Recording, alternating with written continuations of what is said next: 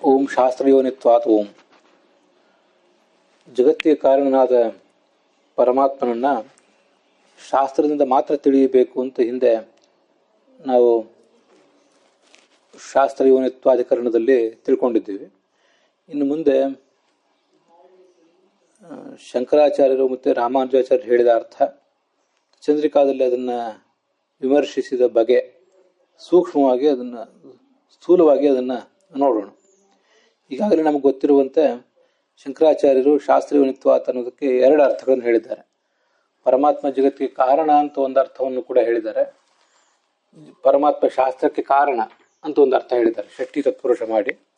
ಅದಲ್ಲದೇ ಶಾಸ್ತ್ರದಿಂದ ಅವನು ಪ್ರತಿಪಾದ್ಯ, ಶಾಸ್ತ್ರವೇ ಕಾರಣವಾಗಿ ಉಳ್ಳವನು ಅನ್ನೋ ಅರ್ಥವನ್ನು ಕೂಡ ಹೇಳಿದ್ದಾರೆ. ನಾವು ಅದನ್ನೆಲ್ಲ ನೋಡಿದ್ದೇವೆ. ಅದರಲ್ಲಿ ಮೊದಲು ಅವನು ಶಾಸ್ತ್ರಕ್ಕೆ ಕಾರಣ ಅನ್ನೋ ವಿಷಯವನ್ನು ಅಲ್ಲಿ ನಮ್ಮ ಗುರುಗಳು ಹರಿದಾಸ ಭಟ್ಟಾಚಾರ್ಯರು ತೋರಿಸಿದ್ದಾರೆ. ಎರಡನೇ ಸೂತ್ರದಲ್ಲಿ, ಅಂದರೆ ಜನ್ಮಾದ್ಯಸೇತ ಅನ್ನೋ ಸೂತ್ರದಲ್ಲಿ ಜಗತ್ಕಾರಣ ಬ್ರಹ್ಮ ಅಂತ ಹೇಳಿದ್ದಾರೆ. ಜಗತ್ತಿಗೆ ಕಾರಣವಾದ ಆ ಸೂಕ್ಷ್ಮ ವಸ್ತುಗಳನ್ನೆಲ್ಲ ತಿಳಿದು ಪರಮಾತ್ಮ ಜಗತ್ತನ್ನು ಸೃಷ್ಟಿಸಬೇಕಾಗ್ತದೆ. ಆದ್ದರಿಂದ ಅವನು ಸರ್ವಜ್ಞ ಅಂತನೂ ಆ ಸೂತ್ರದಲ್ಲಿ ತಿಳಿದು ಬರ್ತದೆ. ನೇರವಾಗಿ ಸರ್ವಜ್ಞತ್ವ ತಿಳಿಯೋದಿಲ್ಲ, ಆದರೂ ಸರ್ವವನ್ನೂ ಸೃಷ್ಟಿಸಬೇಕಾದ್ರೆ ಅವನಿಗೆ ಸರ್ವಜ್ಞತ್ವ ಇರಬೇಕು ಅಂತ ಸೂಚಿತ ಆಗ್ತದೆ.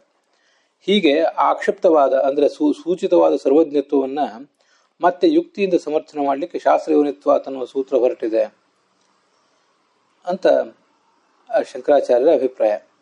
ಸಕಲ ವಿಷಯಗಳನ್ನು ಪ್ರತಿಪಾದನೆ ಮಾಡುವಂತಹ ವೇದಾದಿ ಶಾಸ್ತ್ರಗಳನ್ನು ಪರಮಾತ್ಮ ರಚಿಸಿದ್ದಾನೆ. ಆದ್ದರಿಂದ ಅವನು ಶಾಸ್ತ್ರಾರ್ಥಗಳನ್ನೆಲ್ಲೂ ತಿಳಿದಂತಹ ಸರ್ವಜ್ಞ ಅಂತ ಹೀಗೆ ಗೊತ್ತಾಗ್ತದೆ. ಸರ್ವಜ್ಞ ಆದ್ರಿಂದ ಸಕಲ ಜಗತ್ತನ್ನು ಕೂಡ ಸೃಷ್ಟಿಸುವ ಶಕ್ತಿಯೂ ಅವನಿಗಿದೆ ಅಂತ ಗೊತ್ತಾಗ್ತದೆ. ಇದು ಅನುಪಯುಕ್ತ ಮತ್ತು ಅಯುಕ್ತ ಅಂತ ಕೂಡ ನಾವೀಗಾಗಲೇ ಟೀಕಾದಲ್ಲಿ ಇಲ್ಲೆಲ್ಲ ಕಡೆ ನೋಡಿದ್ದೇವೆ. ಅದರಿಂದ ಅದನ್ನು ಮತ್ತೊಂದ್ಸರಿ ಹೆಚ್ಚು ಏನು ವಿವರಿಸಬೇಕಾಗಿಲ್ಲ. ಈ ಜಗತ್ತಿಗೆ ಕಾರಣ ಅಂತ ಎರಡನೇ ಸೂತ್ರ ಹೇಳಿದೆ. ಜಗತ್ತಿಗೆ ಕಾರಣ ಅಂತ ಎರಡನೇ ಸೂತ್ರ ಹೇಳಿದಾಗ ಪರಮಾತ್ಮನಿಗೆ ಸರ್ವಜ್ಞತ್ವ ಅಂತ ಅನ್ನೋದು ತಿಳಿದು ಬರ್ತದೆ. ಆ ಜಗತ್ತಿನ ಏಕದೇಶವಾದಂತಹ ಶಾಸ್ತ್ರಕ್ಕೆ ಪರಮಾತ್ಮ ಕಾರಣ ಅಂದರೆ ಅದಕ್ಕೆ ನಿರ್ಮಾತ ಅಂತ ಈಗ ಈ ಸೂತ್ರದಲ್ಲಿ ಶಾಸ್ತ್ರಯೋನಿತ್ವಾತ್ ಅನ್ನೋ ಸೂತ್ರದಲ್ಲಿ ಹೇಳಿದಾಗ ಅದು ಹೇಗೆ ಸ್ಪಷ್ಟ ಆಗೋದು? ಇದರ ಟೀಕಾಕನುಸಾರವಾಗಿ ನಾವು ನೋಡಿದ್ದೀವಿ. ಇದು ಅನುಪಯುಕ್ತ. ಪರಮಾತ್ಮ ಶಾಸ್ತ್ರಗಳನ್ನು ರಚಿಸಿದ್ರೆ ಅವನು ಸರ್ವಜ್ಞ ಅಂತ ಅನ್ಬೋದಿತ್ತು. ಯಾರೋ ರಚಿಸಿದಂಥ ಅಥವಾ ಮತ್ತಾರ್ದೋ ಮುಖದಿಂದ ಹೊರಗೆ ಬಂದಂಥ ಶಾಸ್ತ್ರಗಳನ್ನು ಇವನು ಕೂಡ ಹೊರ ಹಾಕ್ತಾ ಇದ್ದಾನೆ ಅಂದರೆ ಅದು ಅವನ ಸರ್ವಜ್ಞತ್ವಕ್ಕೇನು ಸೂಚಕ ಅಲ್ಲ ಅಂತ ಕೂಡ ಅಲ್ಲಿ ಬಂದಿದೆ. ಒಂದು ವೇಳೆ ಪರಮಾತ್ಮನೇ ಸರ್ವ ಶಾಸ್ತ್ರಗಳನ್ನು ರಚಿಸಿದ್ದಾನೆ ಅಂತ ಹೇಳಿಬಿಟ್ರೆ ಆಗ ನೀವು ಕೂಡ ಕಣಾದರ ಅಭಿಪ್ರಾಯವನ್ನೇ ಪ್ರತಿಪಾದನೆ ಮಾಡಿದಂತಾಗ್ತದೆ. ಆದ್ದರಿಂದ ನಿಮಗೆ ಅಪಸಿದ್ಧಾಂತ ದೋಷ. ನ್ಯಾಯ ವೈಶೇಷಿಕದಲ್ಲಿ ಪರಮಾತ್ಮನನ್ನ ವೇದಕ್ಕೆ ರಚಯಿತ ಅಂತಾರೆ. ಆದರೆ ನಾವು ದ್ವೈತಿಗಳಾಗಲಿ ನೀವು ಮಾಯಾವಾದಿಗಳಾಗಲಿ ಪರಮಾತ್ಮ ಈ ಶಾಸ್ತ್ರವನ್ನು ವೇದಾದಿ ಶಾಸ್ತ್ರವನ್ನು ಪೌರುಷೇಯ ಅಂತ ಹೇಳೋದಿಲ್ಲ ನಾವು. ಅದರಿಂದ ನಿಮ್ಗೆ ಅಪಸಿದ್ಧಾಂತ ದೋಷ ಬರ್ತದೆ ಅಂತ ಟೀಕಾದಲ್ಲಿ ಬಂದಿದೆ. ಶಾಂಕರ ಭಾಷೆಯಲ್ಲಿ ಬಂದಂಥ ಮತ್ತೊಂದು ಅರ್ಥ ಇದೆ, ಅವನು ಶಾಸ್ತ್ರದಿಂದ ಪ್ರತಿಪಾದ್ಯ ಅಂತ. ಬ್ರಹ್ಮನನ್ನ ತಿಳಿಯಲಿಕ್ಕೆ ಶಾಸ್ತ್ರವೇ ಆಧಾರ ಅಂತ ನಾವು ಹೇಗೆ ಅರ್ಥ ಹೇಳಿದ್ದೀವಿ ಅದೇ ಥರದ ಅರ್ಥವನ್ನು ಅವರು ಕೂಡ ಬಹುರೀ ಸಮಾಸದಿಂದಲೂ ಹೇಳಿದ್ದಾರೆ, ಅಥವಾ ಅಂತ ಹೇಳಿದ್ದಾರೆ ಶಂಕರಾಚಾರ್ಯ. ಈ ಅರ್ಥದ ನಮ್ಮ ದ್ವೈತ ಸಿದ್ಧಾಂತದಲ್ಲಿ ಈ ಅರ್ಥಯುಕ್ತ. ಯಾಕೆಂದರೆ ಪರಮಾತ್ಮನನ್ನು ನಾವು ಶಾಸ್ತ್ರ ಬಿಟ್ಟು ಬೇರೆ ಯಾವುದೊಂದು ತಿಳಿಯೋದು ಸಾಧ್ಯವೇ ಇಲ್ಲ. ಮತ್ತು ಪರಮಾತ್ಮನನ್ನು ತಿಳಿಯುವುದು ಸಾಧ್ಯ ಇದೆ, ಪೂರ್ಣವಾಗಿ ತಿಳಿಯುವುದು ಸಾಧ್ಯ ಇಲ್ಲದೆ ಹೋದರೂ ಒಂದಿಷ್ಟು ನಮ್ಮ ಶಕ್ತಿಗೆ ಅನುಗುಣವಾಗಿ ಆದರೂ ಪರಮಾತ್ಮನ ತಿಳಿಯುವಂಥ ಸಾಧ್ಯತೆ ಇದ್ದೇ ಇದೆ. ಆದರೆ ಅದ್ವೈತದಲ್ಲಿ ಈ ಪರಮಾತ್ಮನನ್ನು ತಿಳಿಯುವುದೇ ಸಾಧ್ಯ ಇಲ್ಲ, ಯಾಕಂದ್ರೆ ಅವನು ಶಬ್ದವಾಚ್ಯನೇ ಅಲ್ಲ. ಅದು ಪ್ರಥಮ ಸೂತ್ರದಲ್ಲಿ ಬಂದಿದೆ. ಪ್ರಥಮ ಸೂತ್ರದಲ್ಲಿ ಅಥಾತೋ ಬ್ರಹ್ಮ ಜಿಜ್ಞಾಸ ಅನ್ನುವಲ್ಲಿ ಪ್ರಸ್ತುತನಾದವನು ವರ್ಣಿತನಾದಂಥ ಬ್ರಹ್ಮ ಯಾರು, ನಿರ್ಗುಣನಾದ ಬ್ರಹ್ಮನನ್ನು ವರ್ಣಿಸಿದ್ದಾರೆ, ಅದು ಹಿಂದೆ ಬಂದಿದೆ. ಅವನು ಶಬ್ದವಾಚ್ಯನೇ ಅಲ್ಲ, ಆದ್ರಿಂದ ಅವನನ್ನು ಶಾಸ್ತ್ರ ತಿಳಿಸುವುದೇ ಸಾಧ್ಯ ಇಲ್ಲ. ಶಾಸ್ತ್ರಗಳು ತಿಳಿಸುವುದು ಯಾವುದನ್ನ? ಸಗುಣ ಬ್ರಹ್ಮನನ್ನು. ಸಗುಣ ಬ್ರಹ್ಮನನ್ನು ತಿಳಿಸ್ತಾವಂತ ಶಾಸ್ತ್ರ. ಅದ್ವೈತಗಳು ಹೇಳ್ತಾರೆ ಸರ್ವಜ್ಞ ಯಥೋವಾ ಇಮಾನಿ ಭೂತಾನಿ ಜಾಯಂತೆ ಮುಂತಾದ ಉಪನಿಷತ್ತುಗಳು ಗುಣವಿಶಿಷ್ಟನಾದ ಸಗುಣನಾದ ಬ್ರಹ್ಮನನ್ನೇ ಪ್ರತಿಪಾದನೆ ಮಾಡ್ತವೆ. ಆದರೆ ಯಾವ ಬ್ರಹ್ಮನನ್ನ ಶಾಸ್ತ್ರಗಳು ಪ್ರತಿಪಾದನೆ ಮಾಡ್ತಾವೋ ಅವನು ಉಪಾಸ್ಯ ಅಲ್ಲ. ಸಗುಣ ಬ್ರಹ್ಮನು ಉಪಾಸನೆ ಮಾಡಿ ಮುಕ್ತಿಯನ್ನು ಸಿಗೋದಿಲ್ಲ. ನಿರ್ಗುಣ ಬ್ರಹ್ಮನು ಉಪಾಸನೆ ಮಾಡಿ ಮುಕ್ತಿ ಸಿಗ್ತದೆ ಅಂತ ಹೇಳ್ತೇನೆ. ಆದರೆ ನಿರ್ಗುಣ ಬ್ರಹ್ಮನ ಜ್ಞಾನ ನಮಗೆ ಶಾಸ್ತ್ರದಿಂದ ಆಗೋದೇ ಇಲ್ಲ. ಅದರಿಂದ ಶಾಸ್ತ್ರ ಗಮ್ಯವೇ ಅಲ್ಲ ಅಂತ ಹೀಗಾದರ ತಾತ್ಪರ್ಯ. ಯತ್ ಸತ್ಯಂ ನೈವ ತದ್ವೇದ್ಯಂ ಯದ್ವೇದ್ಯಂ ತಚ್ಚ ನೈವ ಸತ್ ಇತಿ ತೇ ಸಮಯಸ್ತತ್ರ ಕುತ್ರಾರ್ಥೆ ಶಾಸ್ತ್ರಮಾನತ ಅಂತ ಚಂದ್ರಿಕಾದ ಮಾತನ್ನು ಕೂಡ ಅಲ್ಲಿ ಕೊಟ್ಟಿದ್ದಾರೆ. ಯತ್ ಸತ್ಯಂ, ಯಾವ ನಿರ್ಗುಣ ಬ್ರಹ್ಮ ಸತ್ಯವಾಗಿದೆಯೋ ಅದು ವೇದ್ಯವೇ ಅಲ್ಲ, ಶಾಸ್ತ್ರದಿಂದ ವೇದ್ಯವೇ ಅಲ್ಲ. ಯದ್ ವೇದ್ಯಂ, ಯಾವುದು ಶಾಸ್ತ್ರದಿಂದ ಪ್ರತಿಪಾದ್ಯ ಆಗಿದೆಯೋ ತತ್ ಆ ಬ್ರಹ್ಮ ಅಂದ್ರೆ ಸಗುಣ ಬ್ರಹ್ಮ ನೈವ ಸತ್, ಸತ್ಯವೇ ಅಲ್ಲ. ಇತಿತೇ ಸಮಯ, ಸಮಯ ಅಂದ್ರೆ ನಿಮ್ಮ ಸಿದ್ಧಾಂತ ಹೀಗಿದೆ. ಇತಿತೇ ಸಮಯ ತತ್ರ ಕುತ್ರಾರ್ಥೇ ಶಾಸ್ತ್ರ ಮಾನತ, ಶಾಸ್ತ್ರ ಯಾವ ವಿಷಯದಲ್ಲಿ ಪ್ರಮಾಣ ಆಗಬೇಕು, ಶಾಸ್ತ್ರ ಏನನ್ನು ಪ್ರತಿಪಾದನೆ ಮಾಡಬೇಕು, ಪ್ರತಿಪಾದನೆ ಮಾಡಿದ್ರಿಂದ ಅದಕ್ಕೆ ಉಪಯೋಗ ಆದರೂ ಏನಿದೆ ಅಂತ ಇದು ಶಾಂಕರ ಭಾಷ್ಯದ ವಿಮರ್ಶೆ. ರಾಮಾನುಜ ಭಾಷ್ಯದಲ್ಲಿ ಹೀಗಿದೆ: ಶಾಸ್ತ್ರೇಣೈವ ಅವಸೇಯತ್ವಾತ್ ಜಗದ್ಯೋನೇ ಪರಾತ್ಮನಃ ಅನುಮಾತು ಅಶಕ್ಯತ್ವಾತ್ ಇತಿ ಶಾಸ್ತ್ರ ಮಿಹಾರ್ಥವತ್ ಅಂತ.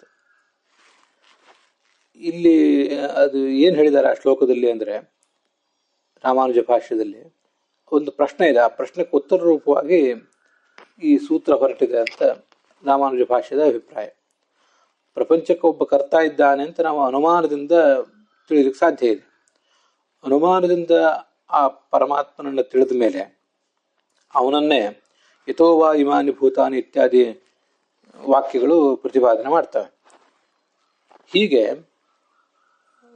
ಈ ಕಾರಣ ವಾಕ್ಯಗಳು ಅಂದ್ರೆ ಪರಮಾತ್ಮನನ್ನ ಜಗತ್ತಿಗೆ ಕಾರಣ ಅಂತ ಹೇಳುವಂಥ ವೇದ ವಾಕ್ಯಗಳೇನಿವೆ ಇವೆಲ್ಲ ಅನುವಾದಕಗಳಾಗಿವೆ. ಅನುವಾದಕಗಳಾದ್ರಿಂದ ಅವು ಅಪ್ರಮಾಣ ಅಂತ ಕೆಲವರದ್ದು ಪ್ರಶ್ನೆ. ಇದ್ರ ಬಗ್ಗೆ ನಿಮಗೆ ಹಿಂದೆ ಬಂದದನ್ನೆಲ್ಲ ಅದನ್ನು ನೀವು ಗಮನಿಸಿರ್ಬೇಕು. ಅನುವಾದಕ ಆದದ್ದು ಅಪ್ರಮಾಣ ಅಂದ್ರೆ ಏನರ್ಥ ಅಂದ್ರೆ, ಅನುವಾದಕ ಅಂದ್ರೆ ಏನು, ಈಗಾಗಲೇ ಹಿಂದೆ ಗೊತ್ತಿರುವಂಥ ವಿಷಯವನ್ನೇ ಇನ್ನೊಂದ್ಸರಿ ಹೇಳೋದು ಅಂತ ಅರ್ಥ. ಈಗಾಗಲೇ ಗೊತ್ತಿರುವುದನ್ನೇ ಮತ್ತೊಂದ್ಸರಿ ಹೇಳಿಬಿಟ್ರೆ, ಹೊಸದನ್ನೇನು ಹೇಳದೆ ಹೋದ್ರೆ ಆ ಮಾತಿಗೊಂದು ಅಪೂರ್ವತ ಬರೋದಿಲ್ಲ, ಹೊಸತನ ಬರೋದಿಲ್ಲ. ಆದ್ದರಿಂದ ಆ ಮಾತು ಅಪ್ರಮಾಣ ಆಗಿಬಿಡ್ತದೆ ಅಂತ ಒಂದು ಗ್ರಹಿಕೆ ಕೆಲವರಲ್ಲಿ, ಅನೇಕ ಶಾಸ್ತ್ರದಲ್ಲಿ ಇಂಥದ್ದೊಂದು ಚರ್ಚೆ ನಡೀತಿರ್ತದೆ. ಆದ್ದರಿಂದ ಈಗಾಗಲೇ ಗೊತ್ತಿರುವಂಥ ಯುಕ್ತಿಯಿಂದ ಗೊತ್ತಿರುವಂತಹ ವಿಷಯವನ್ನೇ ಶಾಸ್ತ್ರ ಹೇಳಿಬಿಟ್ರೆ ಅದು ಅನುವಾದಕ ಆಯಿತು, ಅಪ್ರಮಾಣ ಆಯಿತು ಅಂತ ಒಂದು ಪ್ರಶ್ನೆ. ಆ ಪ್ರಶ್ನೆಗೆ ಉತ್ತರ ರೂಪವಾಗಿ ಈ ಸೂತ್ರ ಹೊರಟಿದೆ. ಅದಕ್ಕೆ ಏನು ಹೇಳ್ತದೆ ಈ ಸೂತ್ರ ಅಂದರೆ, ಅವನನ್ನ ಅನುಮಾನದಿಂದ ಪ್ರತ್ಯಕ್ಷದಿಂದ ತಿಳಿಲಿಕ್ಕೆ ಸಾಧ್ಯವೇ ಇಲ್ಲ, ಶಾಸ್ತ್ರದಿಂದ ಮಾತ್ರ ತಿಳಿಬೇಕು. ಆದ್ದರಿಂದ ಈ ಶಾಸ್ತ್ರ ಅಂತ ಅನ್ನೋದು ಅನುವಾದಕ ಅಲ್ಲ ಅಂತ ಅದರ ತಾತ್ಪರ್ಯ. ಅದಕ್ಕೆ ಚಂದ್ರಿಕಾದಲ್ಲಿ ಏನು ವಿಮರ್ಶೆ ಮಾಡಿದ್ದಾರೆ, ಶಾಸ್ತ್ರೀಯೋನಿತ್ವಾತ್ ಅಂತ ಏನು ಆಚಾರ್ಯರು ಮಧ್ವಾಚಾರ್ಯರ ಅರ್ಥ ಹೇಳಿದ್ದಾರೆ, ಅದೇ ಥರ ಬಹುವ್ರೀಹಿ ಸಮಾಸ ಅದನ್ನೇ ರಾಮಾನುಜ ಭಾಷ್ಯದಲ್ಲಿ ಕೂಡ ಮಾಡಿದ್ದಾರೆ, ಶಾಸ್ತ್ರಂ ಯೋನಿಹಿ ಯಶಸಃ ಅಂತ. ಆದರೂ ಅವರ ರಾಮಾನುಜರು ಅದಕ್ಕೆ ಹೇಳಿದಂಥ ಒಂದು ಹಿನ್ನೆಲೆ ಏನಿದೆ ಅದು ಸರಿಯಲ್ಲ. ಈ ಥರ ಅವರೊಂದೇನು ಪ್ರಶ್ನೆ ಮಾಡ್ಕೊಂಡಿದ್ದಾರಲ್ಲ, ಆಮೇಲೆ ಅದಕ್ಕೆ ಉತ್ತರನೂ ಕೊಡ್ಲಿಕ್ಕಾಗಿ ಸೂತ್ರವನ್ನು ತೆಗೆದಿದ್ದಾರಲ್ಲ, ಈ ಥರ ಒಂದು ಪೂರ್ವ ಪಕ್ಷ ಸಿದ್ಧಾಂತ ಮಾಡ್ಕೊಂಡ್ಬಿಟ್ರೆ ಅದೇನಾಯ್ತು ಅಂದರೆ, ಈ ಶಾಸ್ತ್ರೀಯನಿತ್ವಾಧಿಕರಣ ಅಂತ ಅನ್ನೋದು ಪರಮಾತ್ಮ ಬ್ರಹ್ಮಕ್ಕೆ ಜಗತ್ತಿಗೆ ಕಾರಣ ಹೌದೋ ಅಲ್ವೋ, ಅಂದರೆ ಬ್ರಹ್ಮ ಈ ಜಗತ್ತಿಗೆ ಕಾರಣ ಅಂತ ಹೇಳುವಂಥ ವಾಕ್ಯಗಳೇನಿದೆಯಲ್ಲ, ಆ ವಾಕ್ಯಗಳಿಗೆ ಸಂಬಂಧಪಟ್ಟಂತೆ ಮಾತ್ರ ಅಂತ ಆಗಿಬಿಡ್ತದೆ. ನಮ್ಗೆ ಈಗಾಗಲೇ ಗೊತ್ತಿರುವಂತೆ ಸೂತ್ರಗಳ ವ್ಯಾಪ್ತಿಯನ್ನು ನಾವು ಹಿಗ್ಗಿಸಬೇಕು. ಅನೇಕ ಅರ್ಥಗಳಿಂದ ಪ್ರತಿಪಾದನೆ ಮಾಡಲಿಕ್ಕೆ ಹೊರಟಿರೋದು ಸೂತ್ರ ಅಂತ ಹಿಂದೆ ಬಂದಿದೆ. ಯಾವುದೋ ಒಂದೊಂದು ನಿರ್ದಿಷ್ಟವಾದ ಪ್ರಶ್ನೆಗೆ ಮಾತ್ರ ಅದು ಉತ್ತರ ಕೊಡ್ತಿರೋದಿಲ್ಲ. ಸಾಧ್ಯವಾದಷ್ಟು ಅದರ ವ್ಯಾಪ್ತಿಯನ್ನು ನಾವು ಹಿಗ್ಗಿಸಬೇಕು. ಹಿಗ್ಗಿಸಿದಾಗ ಸೂತ್ರಕ್ಕೆ ನಾವು ಸರಿಯಾದ ಅರ್ಥವನ್ನು ತಿಳ್ಕೊಂಡಂತಾಗ್ತದೆ, ಸೂತ್ರಕ್ಕೆ ನ್ಯಾಯ ಒದಗಿಸಿದಂತಾಗ್ತದೆ, ಅಥವಾ ನಮಗೆ ನಾವು ನ್ಯಾಯ ಒದಗಿಸಿಕೊಂಡಂತಾಗ್ತದೆ. ನೀವು ಪರಮಾತ್ಮ ಜಗತ್ತಿಗೆ ಕಾರಣ ಅಂತ ಹೇಳುವಂಥ ವಾಕ್ಯಗಳ ವಿಚಾರಕ್ಕೆ ಈ ಶಾಸ್ತ್ರ ಹೊರಟಿದೆ ಅಂತ ಹೇಳಿದಂತಾಗ್ತದೆ. ಅದರಿಂದ ಅದಷ್ಟು ಸರಿಯಲ್ಲ.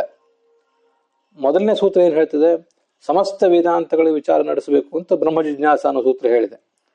ಆದ್ದರಿಂದ ಈ ಅಧಿಕರಣದ ಮುಂದಿನ 4ನೇ ಸೂತ್ರ ಅಂದ್ರೆ ಈ ತತ್ವ ಸಮನ್ವಯಾತ್ ಅನ್ನೋ ಸೂತ್ರವೂ ಕೂಡ ಸಕಲ ವಾಕ್ಯಗಳು ಕೂಡ ಪರಮಾತ್ಮನ ಪ್ರತಿಪಾದನೆ ಮಾಡ್ತವೆ ಅಂತ ಹೇಳ್ತದೆ.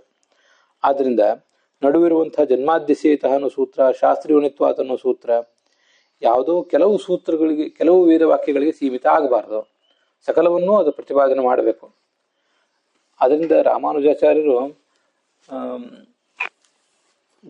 ಪರಮಾತ್ಮನ ಜ್ಞಾನಕ್ಕೆ ಈ ಶಾಸ್ತ್ರ ಕಾರಣ, ಶಾಸ್ತ್ರಂ ಯೋನಿ ಯಶ ತತ್ವಶಾಸ್ತ್ರ ಯೋನಿತ್ ಅಂತ ಅರ್ಥ ಮಾಡಿದರೂ ಕೂಡ ಆ ದೃಷ್ಟಿಯಿಂದ ರಾಮಾನುಜರಿಗೂ ಮತ್ತು ಮಧ್ವರಿಗೂ ಸಮಾನವಾದ ಅಭಿಪ್ರಾಯ ಇದ್ರೂ ಕೂಡ ಅವರು ಶಾಸ್ತ್ರಯೋನಿತ್ವಾಧಿಕರಣ ಮತ್ತು ಆ ಸೂತ್ರವನ್ನ ಯಾವುದೋ ಒಂದು ವೇದವಾಕ್ಯಕ್ಕೆ ಮಾತ್ರ ಸೀಮಿತಗೊಳಿಸಿರುವುದು ಅದು ಉಚಿತ ಆಗೋದಿಲ್ಲ, ಅದು ಪೂರ್ವಾಪರಕ್ಕೆ ಹೊಂದಾಣಿಕೆ ಆಗೋದಿಲ್ಲ. ಸಕಲ ಅರ್ಥಗಳನ್ನು ಅದು ಸಾಧ್ಯವಾದಷ್ಟು ಸಕಲ ಅರ್ಥಗಳನ್ನು ಅದು ಪ್ರತಿಪಾದನೆ ಮಾಡ್ತದೆ ಅಂತ ಹೇಳಬೇಕು. ಹಾಗೆ ಹೇಳಿದ್ರೆ ಅದು ಸರಿಯಾಗ್ತದೆ ಅಂತ ತಾತ್ಪರ್ಯ. ಇದು ಚಂದ್ರಿಕಾದ ವಿಮರ್ಶೆ.